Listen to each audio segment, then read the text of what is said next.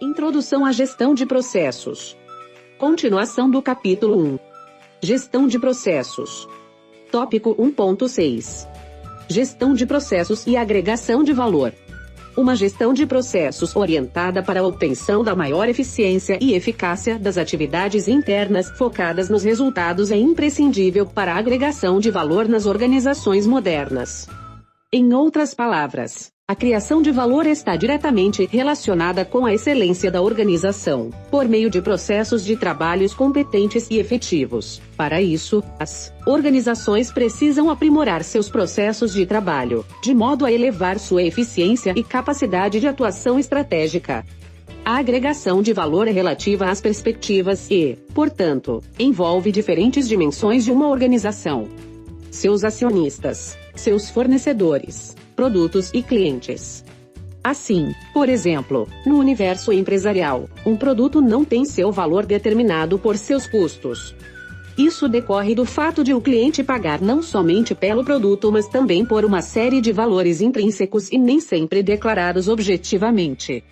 O valor para o cliente passa a existir no momento em que atributos, ou uma escala de importância, são adicionados à avaliação do que é oferecido.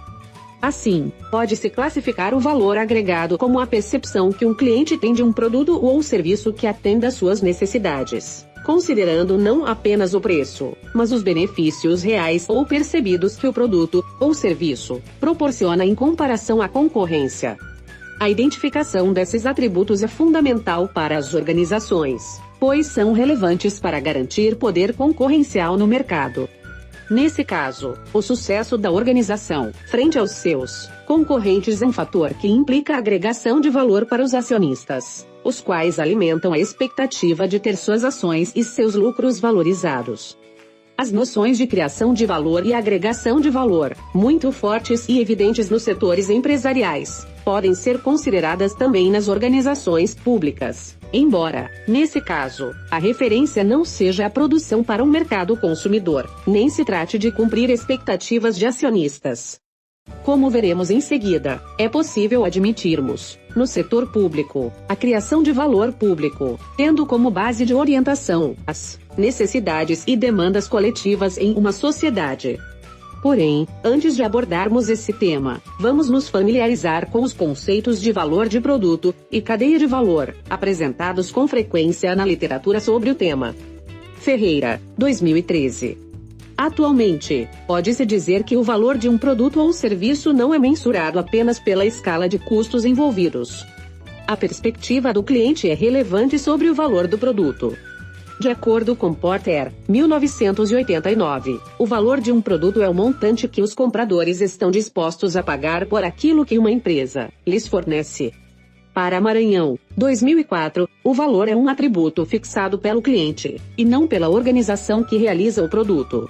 O valor em um processo, de acordo com essa perspectiva, é a diferença de valor entre o produto, na saída de um processo, e a soma dos valores das entradas, matérias-primas ou insumos. O valor agregado pode, então, ser definido pela seguinte fórmula. Valor agregado é igual a valor do produto, menos a somatória dos valores de entrada. De acordo com Albrecht, 1992. Considerando suas organizações empresariais, o valor para o cliente é estabelecido, de acordo com uma hierarquia de 4 níveis, definidos a seguir. Básico. Compreende os componentes essenciais exigidos do negócio. Esperado. Envolve o que os clientes normalmente esperam de um determinado negócio. Desejado. É o valor adicional que os clientes conhecem e apreciam, mas não esperam. E inesperado. Envolve aspectos que surpreendem e vão além das expectativas e desejos que o cliente tem ao fazer o negócio. Cadeia de valor. Conceito proposto por Michael Porter em 1985 e considerado o melhor instrumento para identificar os meios de criar mais valor para o cliente. O objetivo da cadeia de valor é garantir a qualidade e o valor do produto entregue ao consumidor final, criando ainda uma vantagem competitiva para a empresa. Toda empresa consiste em um conjunto de atividades desenvolvidas para projetar, produzir, mercadejar, distribuir e apoiar seus produtos. A cadeia de valor divide a empresa em 9 atividades de criação de valor, classificadas como atividades básicas e de apoio. Essa divisão é feita a fim de se compreender o comportamento dos custos naquele negócio específico e as potenciais fontes de diferenciação competitiva. Além das atividades, há também a margem, a qual consiste no montante que os compradores estão dispostos a pagar pelo produto que uma organização oferece. Dias, 2005. Uma organização é rentável se o valor que o produto representa para o comprador é superior ao valor envolvido na sua criação. As 9 atividades de criação de valor e as margens estão representadas na figura 3. Modelo de cadeia de valor Porter. Atividades primárias. Logística de entrada. Operações. Logística de saída. Marketing e vendas. Serviços. Atividades de apoio. Infraestrutura. Gestão de recursos humanos. Desenvolvimento tecnológico. Aquisição e compras. Margens. Montante que os compradores estão dispostos a pagar. A margem deverá ser superior à soma do valor envolvido nas atividades primárias e de apoio. Fim da figura 3. Valor público. O conceito de valor público envolve diferentes concepções, as quais dependem da perspectiva em que são considerados os serviços públicos e o acesso do cidadão a eles. Ferreira, 2013. Muri, 2007, esclarece que há, por exemplo, uma perspectiva utilitarista do bem-estar, que percebe o valor público como a soma das satisfações individuais geradas por uma política pública ou governamental. De acordo com Ferreira, 2013. No entanto, a percepção mais adequada do valor público requer a superação dessa perspectiva, e também a superação da tendência em observar os cidadãos como consumidores dos serviços gerados pelo Estado na mesma perspectiva que se estabelece no mercado. A criação de valor público é o principal objetivo de gestores públicos, assim como a criação de lucro ou valor financeiro é o objetivo de gestores privados. Além disso, diferentemente das empresas privadas, cujos clientes são pessoas atendidas individualmente, os consumidores finais das operações do governo são cidadãos e seus representantes no governo. Muri, 2002. Assim, os serviços públicos envolvem definições de prioridades que diferem da avaliação de custo-benefício estabelecida segundo a subjetividade do consumidor. A avaliação dos programas governamentais, quanto à análise custo-efetividade, define o valor público em termos de objetivos coletivamente definidos. Trata-se, portanto, das necessidades de um sujeito coletivo, e não de desejos individuais. Isso traz impactos significativos para a atuação dos gerentes nas organizações públicas, porque devem estar atentos para o fato de que a criação do valor público envolve a dimensão política ou das prioridades que convergem para a realização do bem comum. Imagine, por exemplo, as ações de saneamento em uma cidade. Ainda que elas tragam benefícios individuais, o que deve estar em foco é o bem-estar da coletividade. Portanto, quando tratamos de valor público, estamos nos referindo ao valor que resulta das operações coletivas, ou de interesse coletivo, de um empreendimento público. Ferreira, 2013.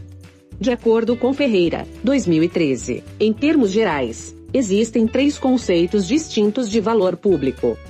O primeiro deles é o padrão proposto pela economia utilitarista e do bem-estar, para o qual valor público é igual à soma das satisfações individuais que podem ser produzidas por um dado sistema social ou por uma política governamental.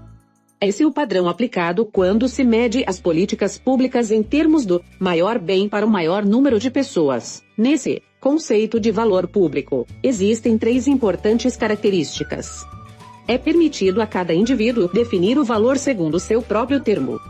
Há o processo de associar indivíduos a uma sociedade ampla, em que as satisfações individuais simplesmente são somadas. Sob certos pressupostos, os mercados competitivos fazem um bom trabalho em organizar os recursos produtivos na sociedade, de modo a alcançar o objetivo social. Em um segundo conceito, valor público é tudo aquilo que um governo devidamente constituído, atuando como agente de seus cidadãos, declara ser um propósito importante a ser perseguido utilizando os poderes e os recursos do governo. Esse é o padrão utilizado quando se argumenta que os servidores públicos devem estar preocupados em alcançar os propósitos que lhes foram outorgados por meio da ação legislativa. Nesse segundo conceito, também há 3 características importantes, as quais o diferenciam do primeiro. Em primeiro lugar, o coletivo, e não o individual, que atua por meio de algum tipo de processo político, torna-se o árbitro do valor. Em segundo lugar, o coletivo que faz a avaliação não é percebido como a simples soma das avaliações vinculadas aos resultados por parte dos indivíduos que o constituem. Em vez disso, é percebido como um tipo de órgão deliberativo, que alcança um acordo coletivo acerca do que deveria ser feito e que domina os pontos de vista dos indivíduos. Por último, depende-se do coletivo para ajudar a focalizar e produzir resultados que são importantes em um conjunto, tais como a prestação de bens e serviços públicos e a realização da justiça, bem como a maximização do bem-estar material individual por meio de operações de mercado. Um terceiro conceito de valor público baseia-se em ideias dos conceitos anteriores. O valor público consiste em propósitos importantes que podem incrementar o nível de satisfação individual usufruído pelos membros de uma organização política, que não necessariamente seriam alcançados por mercados competitivos operando por si só, sendo que a organização política atribuiu ao governo a tarefa de ajudá-la a alcançá-los coletivamente para seu benefício individual. Nesse conceito, o governo está especialmente autorizado e requerido a lidar com um conjunto particular de condições, nas quais os mercados não serão eficazes, para maximizar a soma de satisfações individuais, tecnicamente factíveis. Estas incluem: 1.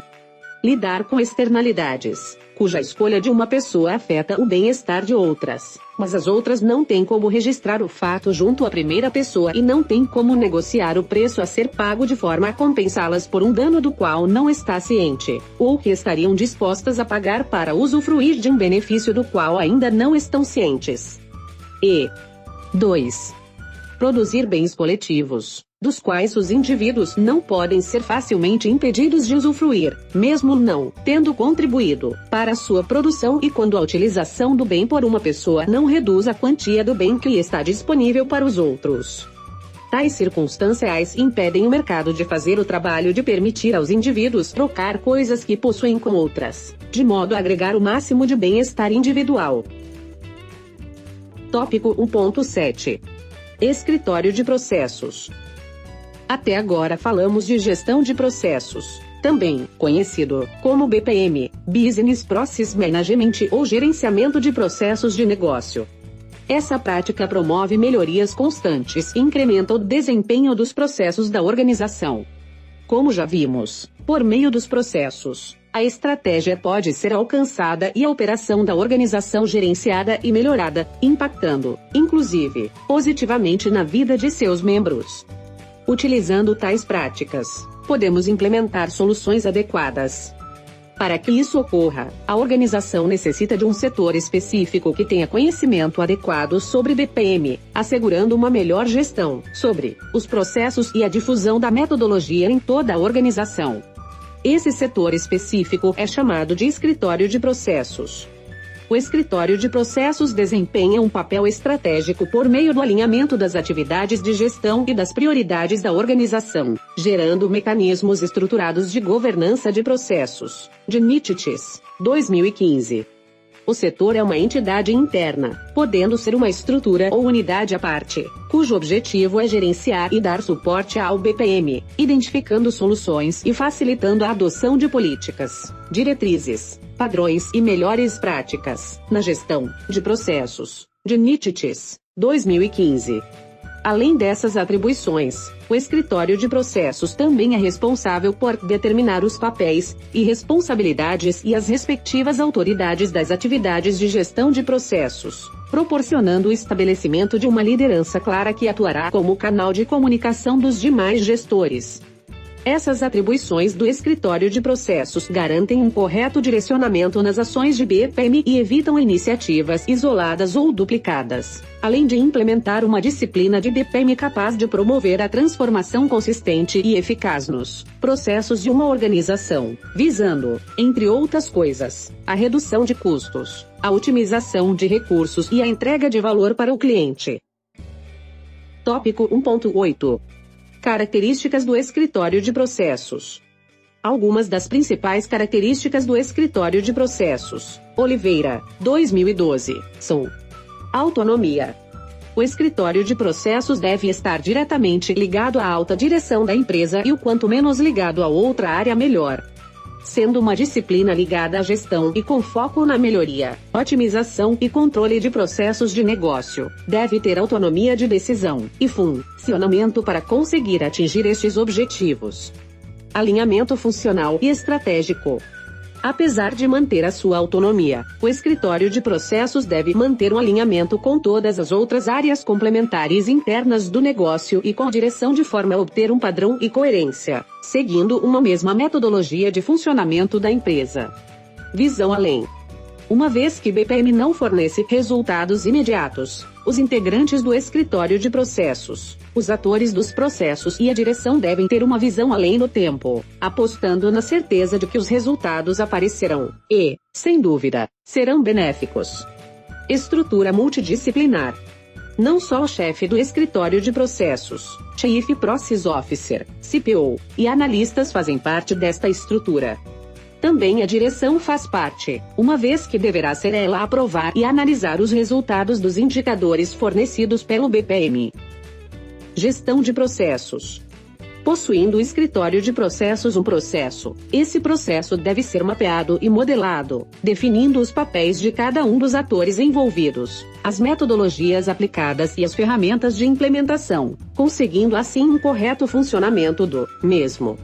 Apesar da criação de um escritório de processos poder gerar custos, em razão da necessidade de disponibilização de um espaço físico, criação de novos cargos, treinamento de pessoal e compra de novos equipamentos, quando bem implementado, em médio ou longo prazo é um investimento com retorno garantido que apresentará resultados em nível de redução de custos, eliminação de gargalos em processos, melhor funcionamento entre os setores internos e geração de informações estratégicas no plano organizacional. Oliveira, 2012.